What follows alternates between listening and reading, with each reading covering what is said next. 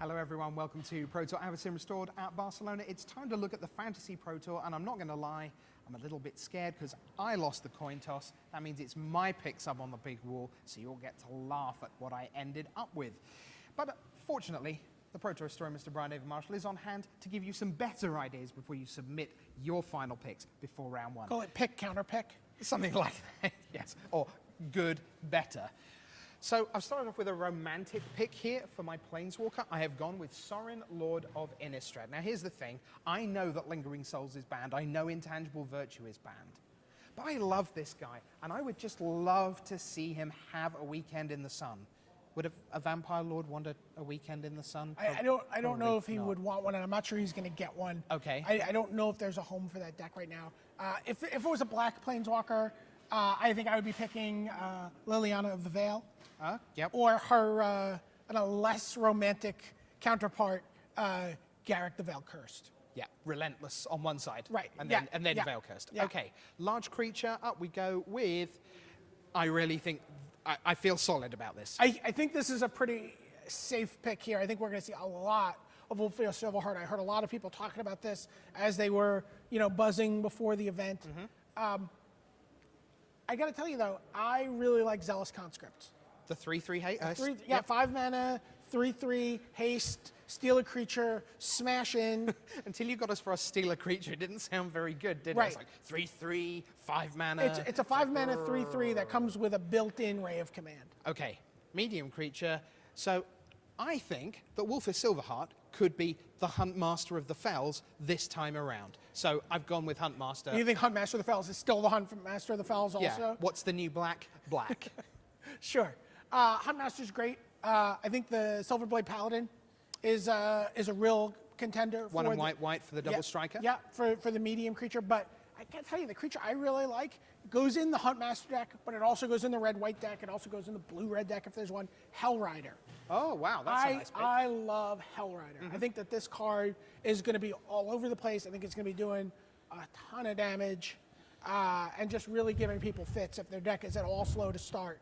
Speaking of doing a ton of damage, giving people fits if their deck is at all slow to start, how about a small creature? If we don't agree on this, we're not going to agree on anything.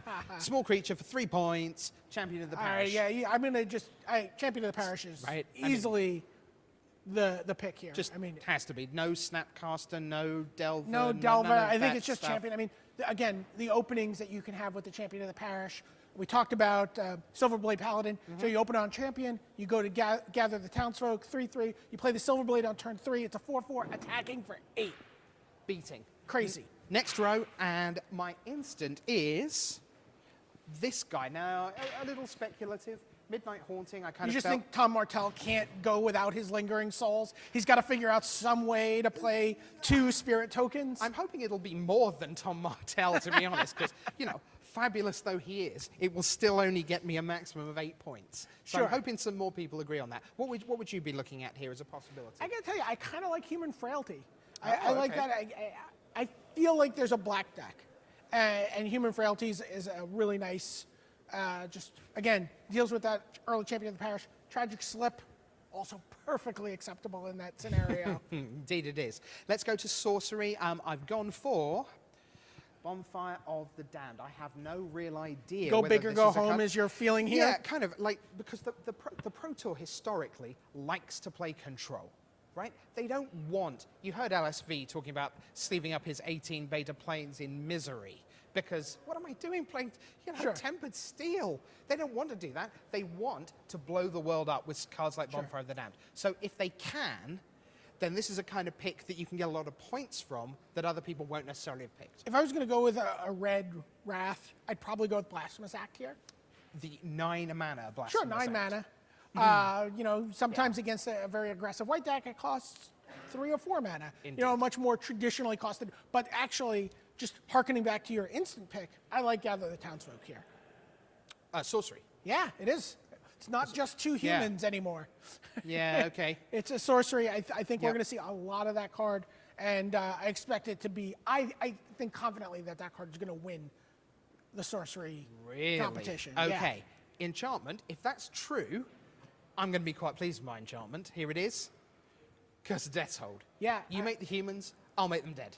Yeah, I think that this is obviously a fantastic card.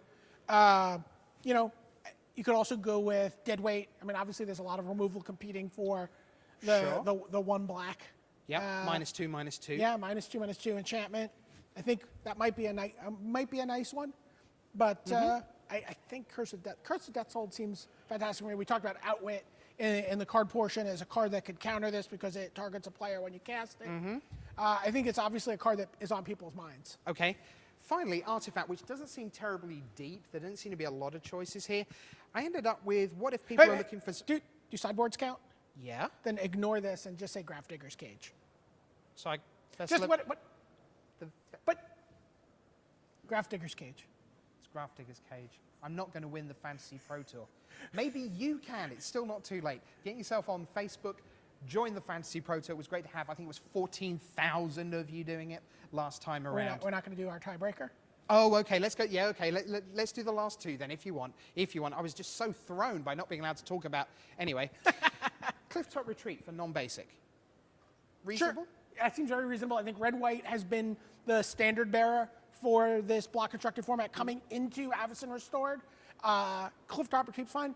I think Cavern of Souls might supplant it. As a card that works in the red-white deck, but it also works if you're going to build a zombie deck, which I've heard people talking about, and you want to play your Diagraph Captain.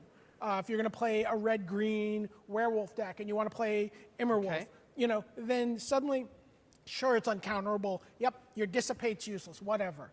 Really, it's like just perfect mana fixing if you're playing a tribal creature deck. I started with a romantic pick with Sorin, Lord of Innistrad. I'm going to end with a romantic pick. Pro Tour player, I'm going to go for Brad Nelson. I literally wrote the book on him, and it would be great to see him back on a big stage. But obviously, hundreds of great players to choose from. Sure, and we talked about them in the player preview. You have Kai, you have John, you have Raph, you have Rob, you have Yelger, you have Nassif. That's just Hall of Famers, right? But I'm going to go off the beaten path here a little bit. Thinking back to like Brian Kibler getting back onto the Pro Tour and doing really well at Pro Tour Honolulu a couple of years ago, making good on his qualification.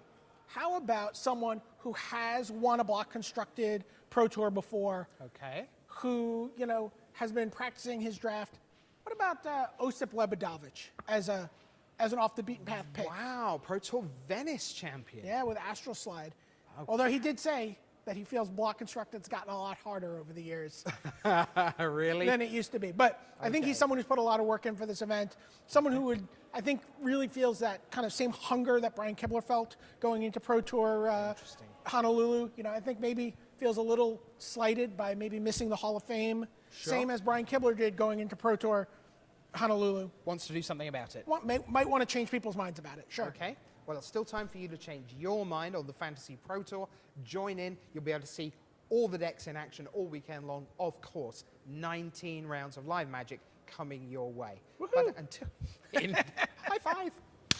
But until we meet for those 19 rounds of live Magic the Gathering action, for Brian David Marshall, I'm your host, Rich Hagon, saying bye.